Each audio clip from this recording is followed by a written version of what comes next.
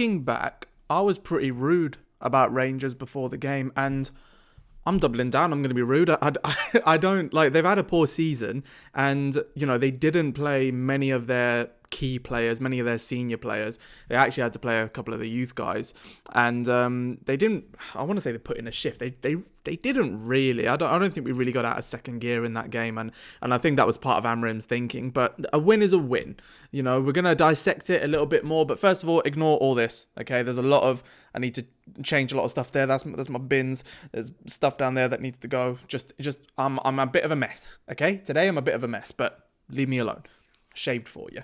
But overall, I mean, can we be upset that we've won the game? Probably not. But at the same time, we're not going to be putting up trees and saying that was a vintage Man United performance, because it wasn't. I just want to pull out some of the key highlights and some of the things that we can also be looking forward to, because this is the non-toxic Manchester United channel. It's been going for about 2 months now, and thank you all so much for the support that you've been showing on socials and with this. I really appreciate you so much, and we're nearly at 3k subscribers, so subscribe if you want to be a part of the biggest non-toxic Manchester United community. Obviously, we're building to get there now, but the more of you that click that button, that like the video, that share it with your friends, that's where we're going to be.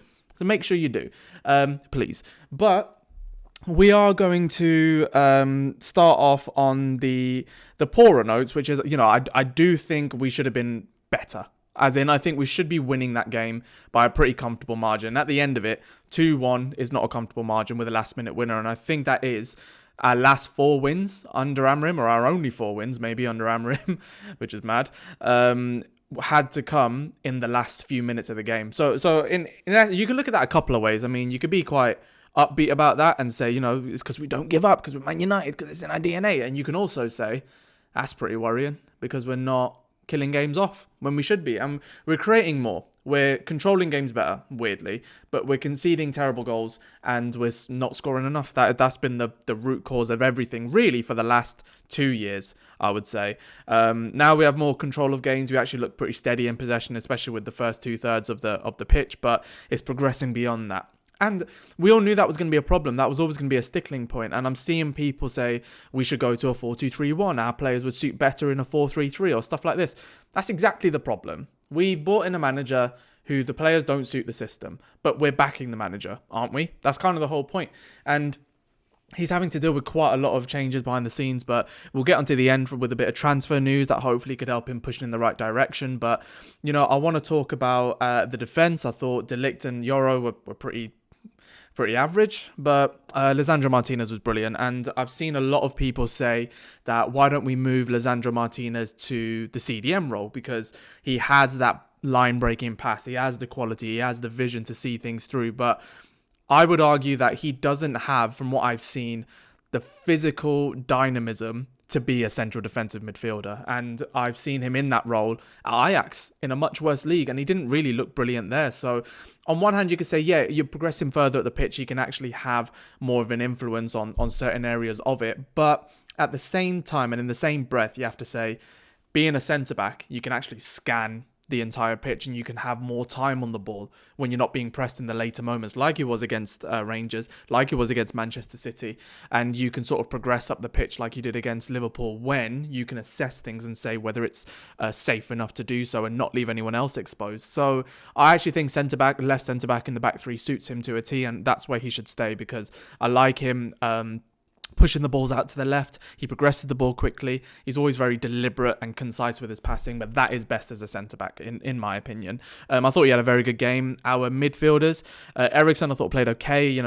He didn't get overrun, but he left Collyer exposed multiple times. And Collyer, for me, I've said it before and I'll say it again, I have a lot of time for players that just get on with the easy stuff and do it well, because the flashy stuff like the Bruno goal and all this, they don't happen unless you put in those hard yards, and I'm really happy with how he played.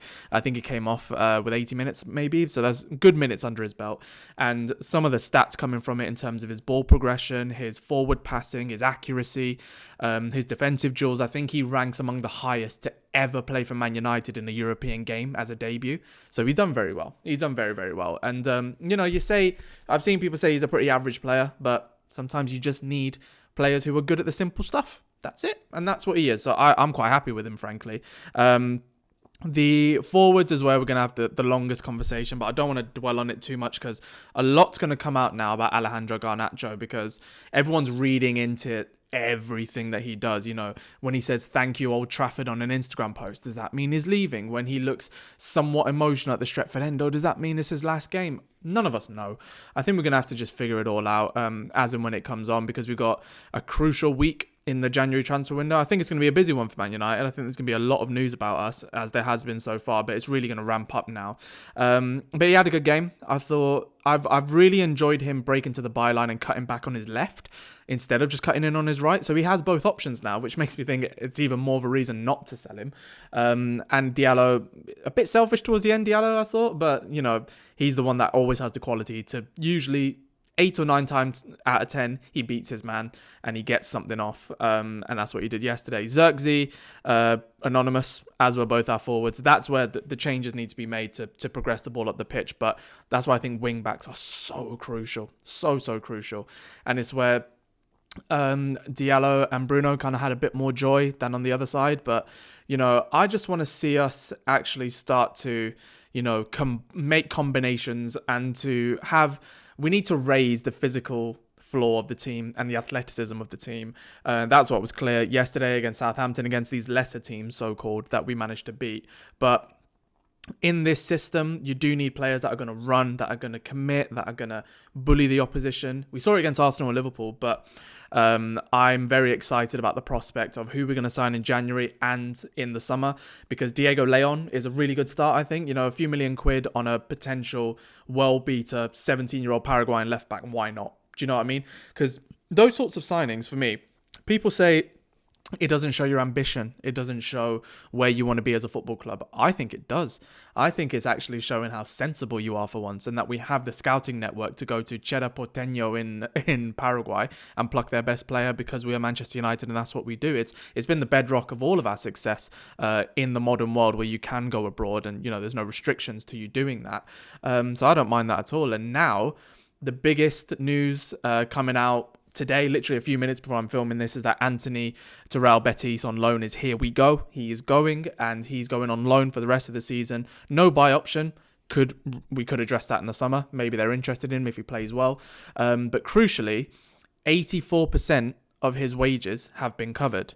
So let's look at that overall. Like, we have to be honest about Antony. And I want to give the most honest and fair assessment on Antony, because when he was signed, I think a few of us looked at it and thought he's a flashy winger. He's got some qualities, like he could do well in the Premier League. I think we all thought that. And we saw the highlight reels, we saw the flicks and the tricks, and we thought there could be a player in there. And the fee just ruined that from the get-go.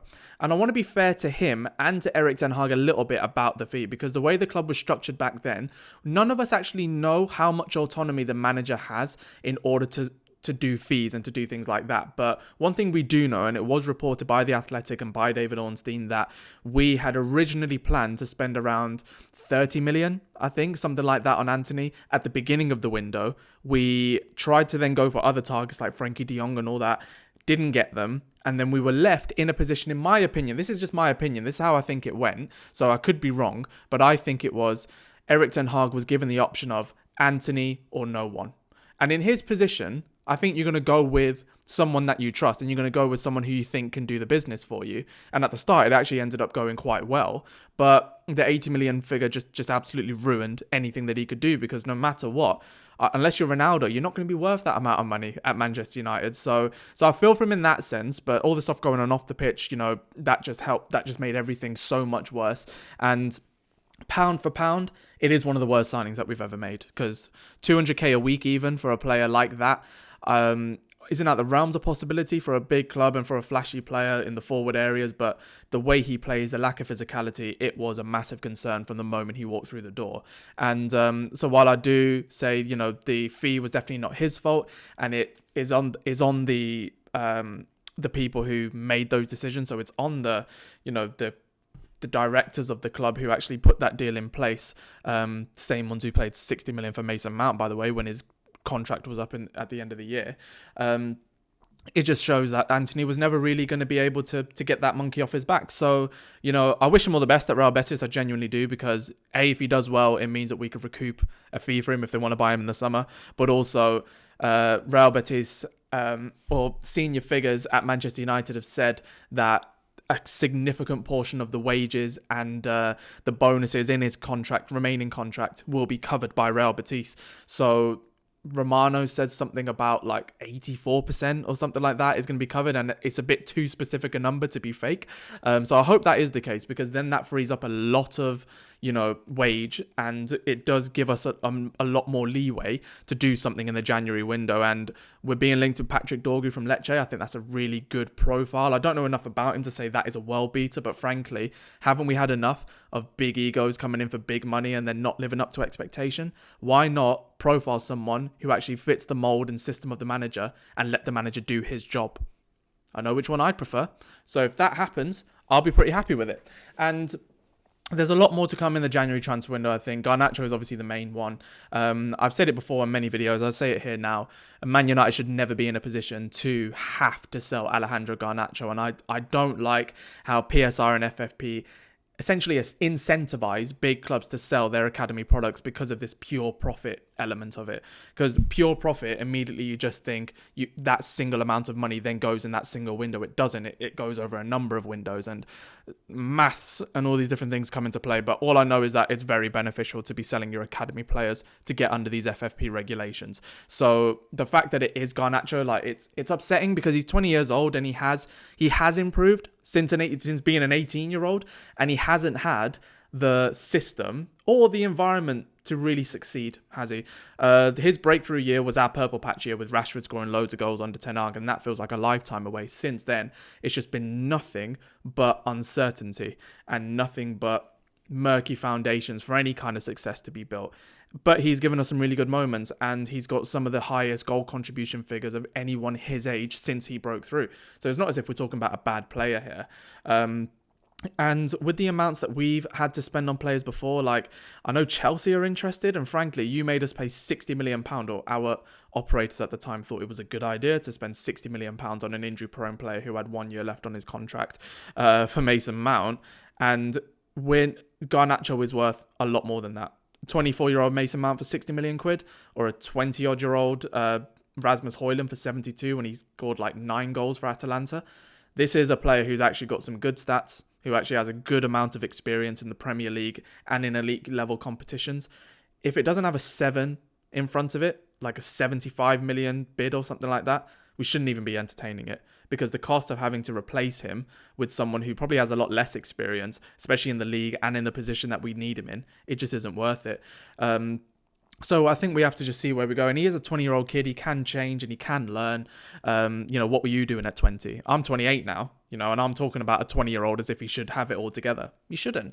Marcus Rashford, on the other hand, 27, 28, maybe he should have more of it together. But there seems to be a lot going on there, and that's a whole video in itself. But in essence, I'm not going to be overly happy about this Rangers game. I'm not, to be honest. But what I am glad is that Ruben Amorim, since coming in, some terrible figures in terms of the league, and we know why, but to go into Europe and to win all your games, and to now be in the top 4 in that league structure in the Europa League, and if we make it in top 8, it means we don't have to have a playoff game. So if we beat Steaua Bucharest, that means we've basically gone through. That's good. That is positive. So let's hope that we can continue that. And we got a game against Fulham at the weekend. Frankly, I think we're going to lose, and we're going to lose badly, because Fulham because we are okay playing against teams that are well below us, in terms of quality.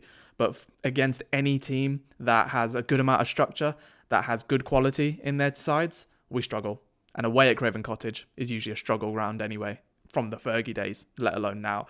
So we'll see. I'm not optimistic about the Fulham game at all, which is sad. I should be more optimistic being a Man United fan in these sort of situations, but I'm just being realistic about where we are. So that is going to end the video. I'm going to do a full review of the January transfer window once it's done, because I think there will be some massive moves. But let me know in the comments what you want Manchester United to do in the January transfer window, what you thought about the Rangers game, and subscribe to the channel if you want more calm, level-headed, non-toxic reviews about Manchester United. I want to build this platform into the best place for Manchester United fans to come and connect with each other without having to go down the route that, others have. So let's try and build this one out together. But yeah, thank you so much for watching the video. Like it if you enjoyed, subscribe if you're new, and I'll see you after Fulham, I guess.